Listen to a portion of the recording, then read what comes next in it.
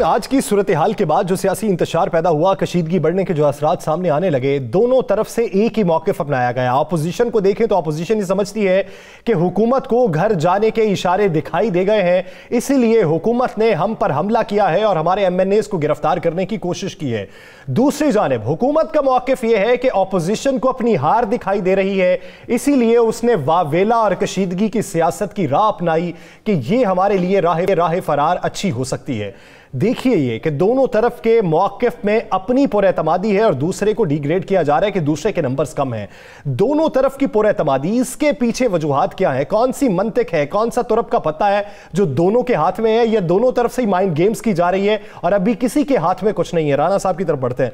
राना साहब, वज़ीर आज़म कहते हैं तहरीक अदम ताकाम हुई तो मैं सबका हिसाब चुकता कर दूंगा। अपोजिशन कहती है घर जाने के इशारे इन्हें दिखाई दे गए। दोनों तरफ से इतनी पुरएतमादी, क्या सबको बेवकूफ बनाया जा रहा है? आपको आज ना बचना ब्रेकिंग दे दो, एक बड़ी ब्रेकिंग। 4 MNA पंजाब से, 4 MNA कराची से, 2 MNA KPK से। ये हुकूमती 10 MNA हैं जिन पर हुकूमत की तरफ से निशान लगाया गया है कि ये हुकूमत के खिलाफ अपोजिशन के कैंप में जा सकते हैं। सही। आज परवेज़ खटक के भाई ने जब शमूलियत का ऐलान किया तो उसके बाद मौलाना फजलुर रहमान से गुफ्तगू में उन्होंने कहा जी मैं आपको 2 MNA तोहफे में दूंगा। अब वो देते हैं या नहीं देते मैं आपको ये बात बता रहा हूँ। ये 10 लोग हैं जिस पर काम किया है अपोजिशन ने। अब हुकूमत ने क्या किया है? अपोजिशन दावे करती थी 190। मैं बता रहा हूँ अब हुकूमत ने क्या किया है कि हुकूमत ने इन 10 अफराद को माइनस भी करके अपना काम शुरू कर दिया। आज वज़ीर आज़म से लाहौर में मुस्लिम लीग नून के MNAs की मुलाकात हुई है।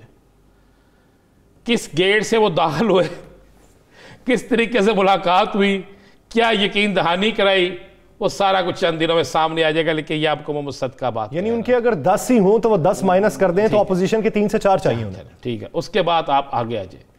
इन्होंने अपने एक इत्तेहादी को भी वक्ती तौर पर माइनस किया हुआ है कि अगर इत्तेहादियों की तरफ से इतने वोट कम हो तो हमने क्या करना है। इशारा बता दें। नहीं एक सूबे का तो इशारा देखें। उन्होंने कुछ 6 से 7 MNAs, एक इत्तेहादी का ऐसा है कि जिसके MNAs की तादाद जो है आधी तादाद इनके साथ है, आधी तादाद अपनी क़यादत के साथ है। अभी उनकी तरफ से इनकार नहीं है तो इकरार भी नहीं है। और आज मैं आपको ये भी बता दूं, उनकी अपनी जमात भी के अरकीन भी एक दूसरे पे हाँ जी बिल्कुल ठीक। बस आप समझ गए। आप भी तो जानबूझ के ना कसौटी खेलते हैं ना। बात वजह होनी चाहिए, वाज़ेह होनी चाहिए ताकि पता चले। ये जो है इतने वोट जो हैं, अब गवर्नमेंट, मेरे पास इतला ये है कि गवर्नमेंट जो है वो बड़ी पूरा उम्मीद है, अपोजिशन भी पूरा उम्मीद है, लेकिन अपोजिशन के साथ वही होने जा रहा है जो सिंध के अंदर सेनेट के इलेक्शन में एक दफ़ा हो गया था। पिछले इलेक्शन में इस दफ़ा तो बाइकाट हुआ ना, एक नशिस्त ज़्यादा लेगी थी। बाइकाट के बावजूद भी तो देखें PTI के साथ हाथ तो हुआ है। PTI के बंदे तो उनके गए। मैं आपको कह रहा हूँ कि आने वाले इस पे भी स्टोरी करेंगे हम, आपको जो फैक्ट एंड फिगर दूंगा उसी तरह होगा कि आने वाले दिनों में किस किस सूबे से कितने इनके लोग जो है अदम एतमाद कामयाब हो या नाकाम हो वो कहाँ पर चले जाएंगे, कितने पंछी उड़ के कहाँ चले जाएंगे। या सर ये मामला जो है चला। लेकिन आज मैं आपको एक और बड़ी मज़े वाली बात बताऊँ। आज लाहौर में एक बहुत बड़ा जुलूस निकला हुआ था यासर, और वो जुलूस मैंने पहली दफ़ा देखा कि एक नई सियासी जमात हो, वह तहरीक इत्तेहाद थी, और उसके जुलूस में एक नहीं, 2 नहीं, हज़ारों की तादाद में लोग थे। अच्छा, जब उन्होंने उसके बाद उनके चेयरमैन चौधरी औरंगज़ेब ने जब प्रेस कॉन्फ्रेंस की तो उस प्रेस कॉन्फ्रेंस में उन्होंने एक दावा किया है। उन्होंने दावा ये किया है कि जनाब मेरे पास 7 MNA और 12 MPA हैं। ये उन्होंने खुद कहा। ये प्रेस क्लब में आज उन्होंने दावा किया कि मेरे पास पाकिस्तान तहरीक इत्तेहाद के चेयरमैन चौधरी औरंगज़ेब ने यह दावा किया कि 7 MNA और 12 MPA मेरे साथ हैं। अब मैं किस जमात की तरफ जाऊंगा, वो किन की जोली में डालूंगा, किन को दूंगा।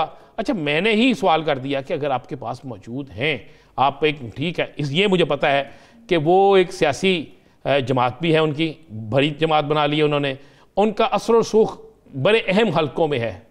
आप समझ गए जिनमें अहम हलकों की बात कर रहा हूँ। अहम हलकों में उनका असर रसूख है और बड़े ट्राइकॉन भी हैं। तो उन्होंने कहा जी मैं उस पार्टी के साथ नहीं जाऊंगा या उसकी सपोर्ट नहीं करूंगा जो पाकिस्तानी अवाम की तरफ नहीं जाती। उन्होंने बिलावल की भी मुखालफत की, उनके लेक्चर बड़ा लंबा चौड़ा उन्होंने उस पर कहा, उसने तकरीबन सियासी जमातों की। तो अब मुझे बताएं, अगर एक जमात जो तहरीक इत्तेहाद के चेयरमैन कहते हैं मेरे पास 7 MNA 12 हैं, अगर वाकई हैं उनके पास जो नज़र आ रहा है, तो फिर ये किसके पंछी उड़ के किसके पास जा रहे हैं? यासर वीडियो भी है इस ज़मन में कोई? जी बिल्कुल, उनकी वीडियो उन्होंने ऐलान किया है। वीडियो मुलाहिजा कर लें। जी बिल्कुल, वीडियो मुलाहिजा करते हैं नाज़रीन। देख वीडियो में उनका मौक़िफ़ क्या है, वो दावा क्या करते हैं, फिर गुफ्तगू को उसी तरीके से आगे बढ़ाते हैं। एक पर पाकिस्तानी परचम के नीचे इकट्ठी हो जाए इंशाल्लाह, और हम वापस उसी स्लोगन पर चले जाएं कि पाकिस्तान का मतलब क्या, हम इस नजरिए पर अपनी कौम को वापस लेकर जाना चाहते हैं इंशाल्लाह। राना साहब, ठीक है, दावे सबके हो सकते हैं, इसमें ऐसा बड़ा दावा क्या है? यानी इसके पीछे अगर वो 7 MNAs का दावा करते हैं, वो किसके MNAs? असल बात ये देखने वाली है क्या अपोजिशन कहती है, मौलाना साहब कहते हैं हमारे पास वोट ज्यादा है, पीपल्स पार्टी कहती है हमारे पास ज्यादा है, नून लीग कहती है हमने 21-22 लोग ने हमसे टिकटें मांग रहे हैं, वो कहते हैं हमारे पास ज्यादा है। अब मुझे बताएं, एक सियासी जमात जो है वो, एक और नई सियासी जमात वो कहती है हमारे पास भी है, फिर किसके पंछी उड़ के कहां जा रहे हैं? मेरे पास जो इतलात है, जो दावा हुकूमत कर रही है, इस वक्त तक हुकूमत का पलड़ा बारी है, आज के दिन तक। लेकिन ये कशीदगी बढ़ गई, ये कशीदगी बढ़ गई। अच्छा मुझे ये बताएं, ये जो आज कशीदगी हुई है, इसका फायदा होगा किसको? हुकूमत को, गवर्नमेंट को होगा। मैं आपको एक टेक्निकल सिंपल सी बात बता दूं, पाकिस्तान के अंदर अहम हलके और इंटरनेशनल अहम हलके, किसी सूरत में भी किसी मुल्क के अंदर ऐसी जमात की हुक्मरानी नहीं चाहते जिस पर वो कह सकें कि इनका मजहबी एक लेबल लगा हो, तो उसको नहीं चाहते। नहीं छोड़िए, आप JUIFA को साइड पे कर दें, आप दूसरी जमात नहीं होगा ना। आज तो ये साबित हुआ, जिस तरह कल या परसों जरदारी साहब ने साबित किया, कल भी साबित किया कि सबसे बड़ी मैं ही हूं सब कुछ।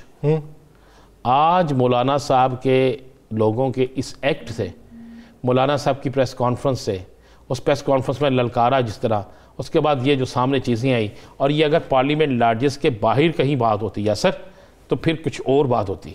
अगर पार्लियामेंट लार्जेस के अंदर, पार्लियामेंट हाउस के अंदर या उसकी हदूद में ये सारा कुछ डिस्कस हो रहा है, तो ये गलत मैसेज गया है, और इस गलत मैसेज का आप कह रहे हैं हुकूमत को इसका फायदा। वापस आते हैं फिर उसी बात पे कि वो जो पार्टी एक नई सामने आ रही है, उसका मकासद क्या है और वो कहाँ से MNAs लाए जाएंगे? देखिए, मैंने पूछा, उन्होंने कहा हमारे पास है, जब वक्त आएगा हम वक्त पे आके साबित कर देंगे। देखें, अब तो उन्होंने साबित करना है, किस वक्त में साबित करना है, ये किसके जोली में जाके वो फेंकते हैं, ये तो उन्होंने साबित करना है। लेकिन उनका दावा है कि हमारे पास 7 MNAs 12 MPs हैं, और आज वो जुलूस लेके आए, और जब इमरान खान लाहौर में हो और एक बड़ा जुलूस को लेके आए और उस जुलूस को लाहौर की सड़कों पर लेकर भेजे, तो उसके बाद नजर आता है कि किसी ना किसी की पास कोई चीज़ है, ये है या नहीं है, ये तो वक्त सार। लेकिन अगर आप बड़ी 7 MNA है, फिर तो हुकूमत को भी जाना चाहिए, फिर तो अपोजिशन। मुझे तो यही लग रहा है कि सारे जाएंगे, मुझे तो यही लग रहा है कि सारे जाएंगे।